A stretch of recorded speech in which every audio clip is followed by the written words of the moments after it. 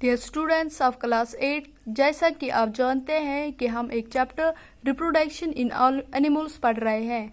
इस चैप्टर में हम आज एक नया टॉपिक स्टार्ट करने जा रहे हैं जिसका नाम है female reproductive organs. For performing reproduction in females we need some organs and these organs are called female reproductive organs. Females में रिप्रोडक्शन को परफॉर्म करने के लिए कुछ ऑर्गन्स की ज़रूरत होती है। उन ऑर्गन्स को कहते हैं फीमेल रिप्रोडक्टिव ऑर्गन्स। इन ऑर्गन्स में जो पहला ऑर्गन है इसको हम कहते हैं पेयर ऑफ ओवरीज। जो दूसरा ऑर्गन है उसको ओविडक्ट्स कहते हैं। ओविडक्ट्स का दूसरा नाम है फैलोपियन ट्यूब। इस फैलोपियन ट्यूब के बारे में आपको एक इम्पॉर्टेंट चीज़ याद रखनी है कि इसमें फर्टिलाइजेशन होती है। फर्टिलाइजेशन का मतलब fusion of male gamete and female gamete, male gamete और फीमेल गमेट का आपस में फ्यूज होना। और तीसरा यूटेरस।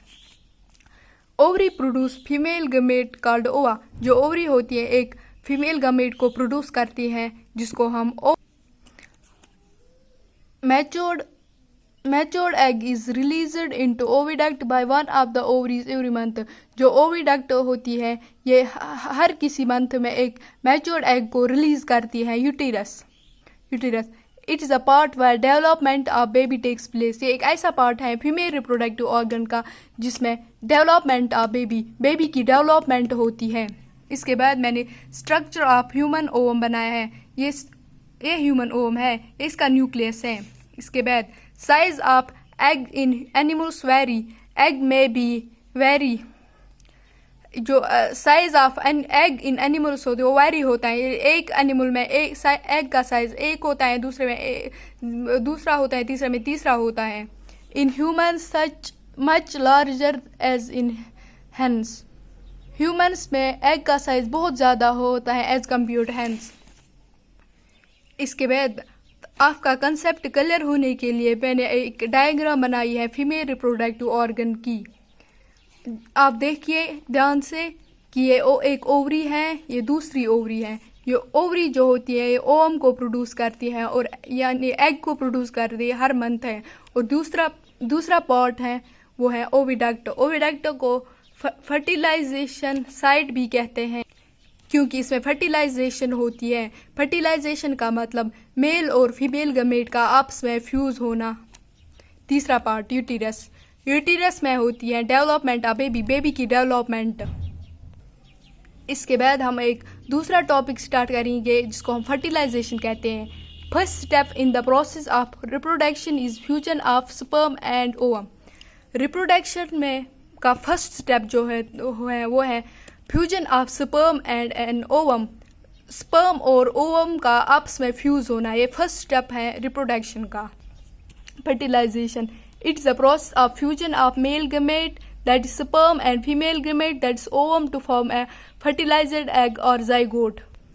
ये एक ऐसी प्रोसेस होती है जिसमें मेल गमेट जो कि स्पर्म है और फीमेल गमेट जो कि ओवम है वो फ्यूज होते हैं आपस में और एक नए इंडिविजुअल को जन्म देते हैं जिसको हम जाइगोट कहते हैं। During fertilization, nuclei of sperm and egg fuse to form a single nucleus. Fertilization में एक्चुअली क्या होता है, इसमें न्यूक्लियस स्पर्म का और एग का स्पर्म फ्यूज होते हैं और एक नए इंडिविजुअल बॉर्न होता है, इसको हम कहते हैं जाइगोट। जैसा कि आप इस डायग्राम में देखिए ये ओवम है और ये स्पर्म है। ये यहाँ से स्पर्म आया और इसमें इसके न्यूक्लियस से फिर ये फ्यूज होता है और ये जाइगोट को फॉर्म करते हैं। New individual resembles with their parents in some characters.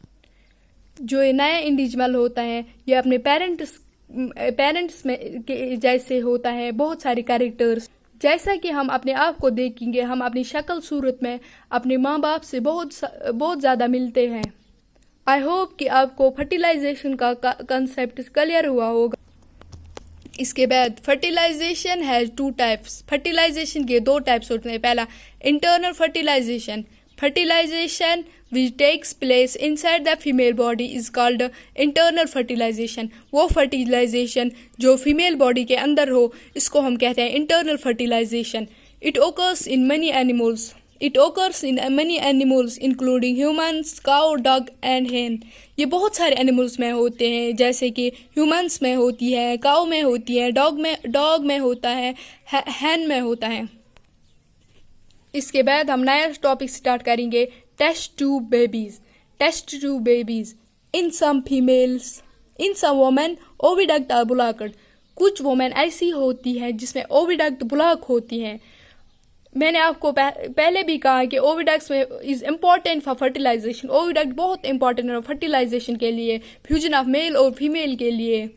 Women's are unable to bear babies because sperm cannot reach the egg for fertilization.